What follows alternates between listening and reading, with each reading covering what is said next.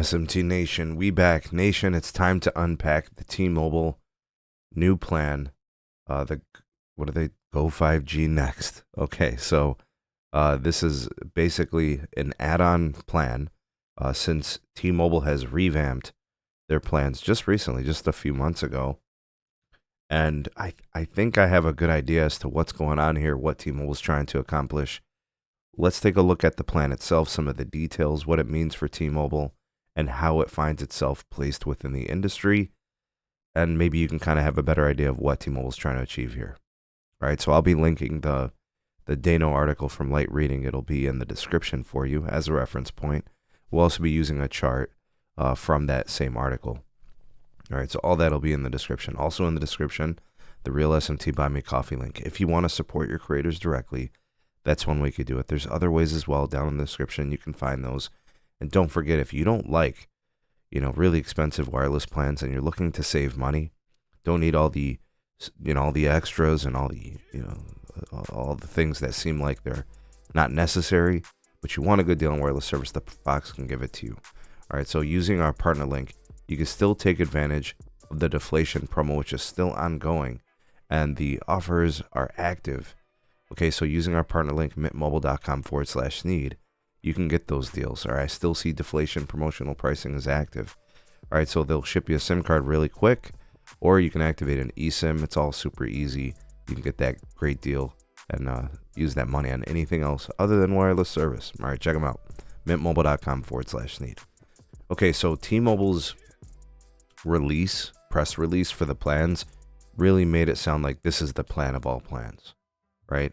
And one of the things that T-Mobile indicated back in the day, I think this was when they first created like the Go5G Plus plan, and this may actually goes back to the Magenta MAX plan, like last year or two or whatever it was, and it was like 10% of customers consider having a new phone every year a priority. So this structure for the Go5G Next plan is specifically designed to offer some sort of value for customers who want to upgrade their phone every year, get into the latest and greatest iPhone, Galaxy, Pixel, whatever. And this makes that possible. Now you are paying for it. This is a plan that is structured at $100 a month per line, which we know that the cost of a line for just the Go5G Plus is $90. So you are paying $10 extra per month to be able to have the option to upgrade every year. So it's not that you're getting anything for free, right?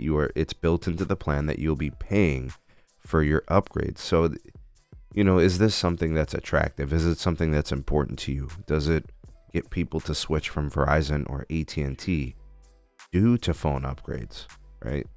Well, this definitely sets T-Mobile as having the most expensive plan in the industry, right? So that is something we're going to take a look at in this chart. So new phones are very costly. We've got $1,000 iPhones. We've got $1,200 iPhones and Galaxies. They are very, very costly. And getting a new phone, once you paid off half the balance and, you get that $10 per month premium added to the plan, it puts you in that bracket, I suppose. All right, now T-Mobile, when they revamped the plans, when we talk about the Go5G plans, their net adds were still very good. So the plan structure, which I believe is, third line free and taxes and fees included, that's what really makes T-Mobile, puts them in the conversation as having the value. Without those things, is T-Mobile still adding 600,000-700,000 net adds every quarter? Probably not. So as long as those things don't change, they still offer the Go5G and Go5G Plus and those things. They're just adding this on top. This is really about average revenue per account, right? Average revenue per user. This is all about getting more enhanced and improved margins for T-Mobile, who is, they're several years out of the T-Mobile and Sprint merger.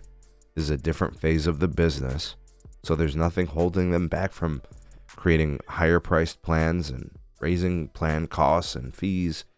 All of that has been happening. And T-Mobile is looking to offer things that, when we look at that 10% rate, 10% of people, feel like having an upgraded phone every year is important. They're going to see if they can leverage that 10% of people. They literally, folks, created a plan to try to get those 10% of customers to buy this plan. Okay, so this is basically what it's about here, right? So let's go ahead and take a look at this. What does this mean amongst the industry? So we're talking about T-Mobile, Verizon, AT&T. Well, the T-Mobile's Go5G Next plan, single line is $100. 2 lines will come in at $170, and 3 lines come in at $180. All right, Verizon now prices with their most expensive plan at $80, $140, and $165 respectively. Right, so Verizon is pretty much cheaper. Even if you count taxes and fees, Verizon will still be cheaper in this case. For the 4 line, T-Mobile $225 and Verizon $180. All right, AT&T's Premium Unlimited prices just slightly above Verizon's. Right, so where things get a little different here with the multi-line, AT&T's Unlimited Premium comes in at $85, $150, $180. So the $180 price is about the same between AT&T and T-Mobile because that 3rd line free, and then $225 for T-Mobile for the 4 lines, $200 for AT&T. Okay, so estimated cost per line for the tax and fees, and you think about all those things. I mean, it's pretty obvious, folks. This is a very expensive plan. Now you get Apple TV Plus, Netflix, you get some stuff included, you get some travel, international data, and stuff like that. But this is undeniable, right? You are paying for the upgrade, every year. All right, now they still offer the other 2 plans. They still got the Go5G Plus, they still got the Go5G, they got an Essentials plan. They have more affordable plans. They've got things for customers who don't want to pay as much. But folks, this is a very expensive plan. I never really would have thought this day would have come. It shocked me.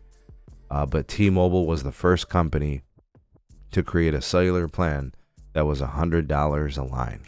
I never would have thought it would have been T-Mobile to do it first. And I really thought it would have been Verizon. I really did. And this now gives both Verizon and AT&T a license to potentially make this plan to match. And believe you me, that's something that they're looking at. And I'm not saying that they're going to, revamp their plans. Verizon just did their plans, but AT&T hasn't. And I'm not sure what's on the table, but they could create a plan that pushes into the $100 per line territory. Okay, now we got to discuss how T-Mobile's supposed to pull this off. How do they pull it off? Think about the T-Mobile network. Think about the Verizon network and AT&T network. Think about their branding. Can T-Mobile pull this off? Are people going to take this plan? I don't know. I don't know how this is going to work out for T-Mobile. I don't know.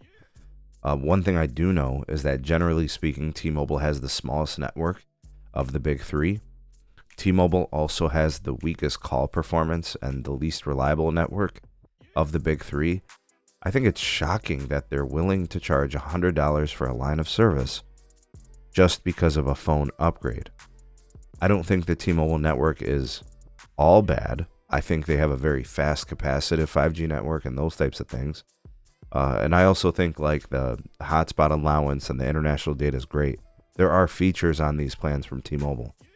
But there are enough deficiencies and holes in the game of the T-Mobile network where this really doesn't make a whole lot of sense for a T-Mobile customer to take this plan. I would actually recommend you upgrade your phone through the manufacturer like Apple or Samsung and deal with them directly, because that is an expensive line of service, folks. $100 per month. Is the T-Mobile brand strong enough? Have they convinced the consumer their network is good enough to warrant this price point? I don't know. That's really up to you guys. That you're the consumer, so you make that decision. We'll see. Sometimes, T-Mobile does give us a little bit of insights on the way their quarters are going and how the plans are being taken. at like an earnings conference or something like that. So we'll look for that. But let me ask a couple of questions here and see what you guys have to say on this. If and when do you think Verizon and AT&T will create a $100 plan to match the T-Mobile Go5G next?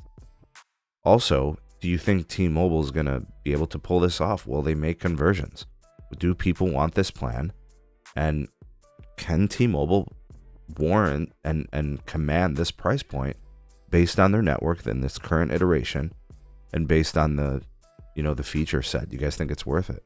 I personally don't. I don't think there's a single plan as it's constructed, even a network in the country that can command $100 a month. I just don't think it exists. So not personal against T-Mobile per se, but there's nothing in the industry that calls for this. No way, no how. Not enough in there, not enough value. The network's not good enough. No carrier has that, in my opinion. But what do you guys think? Sound off in the comment section below. You are the voice of the people, the SMT Nation. Let your voice be heard.